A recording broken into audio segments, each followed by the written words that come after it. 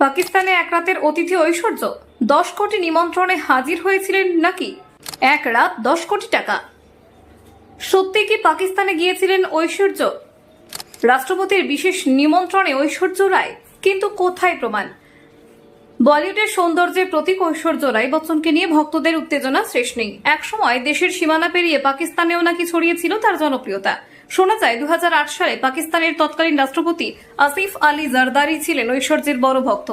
নিজের এক ব্যক্তিগত অনুষ্ঠানে তাকে অতিথি হিসেবে চেয়েছিলেন তিনি। ঐশ্বর্যকে ওই অনুষ্ঠানে উপস্থিত করাতে রাষ্ট্রপতি ভবন থেকে খরচ করা হয়েছিল প্রায় 10 কোটি টাকা। তবে এই দাবি ঘিরে কোনো প্রমাণ বা তথ্য ছবি আজও প্রকাশ্যে আসেনি। এমনকি ঐশ্বর্য নিজেও এই নিয়ে কখনো মুখ খোলেননি। যদিও বলিউডে বহু অভিনেতা অভিনেত্রী বিভিন্ন ব্যক্তিগত অনুষ্ঠানে হাজির হয়ে থাকেন পারিশ্রমিকের বিনিময়ে, ঐশ্বর্যও সেই তালিকার বাইরে নন। তবে বর্তমানে তাকে খুব একটা বেসরকারি অনুষ্ঠানে দেখা যায় না। রাষ্ট্রপতি ভবনে হওয়া সেই অনুষ্ঠানে ঐশ্বর্যের উপস্থিতি নিয়ে জল্পনা চললেও সত্যতা আজও রহস্যে ঢাকা। তবুও গল্পটা আজও ভক্তদের কৌতূহলের খোরাক হয়ে আছে। আপনারা দেখছেন বলছে বাংলা।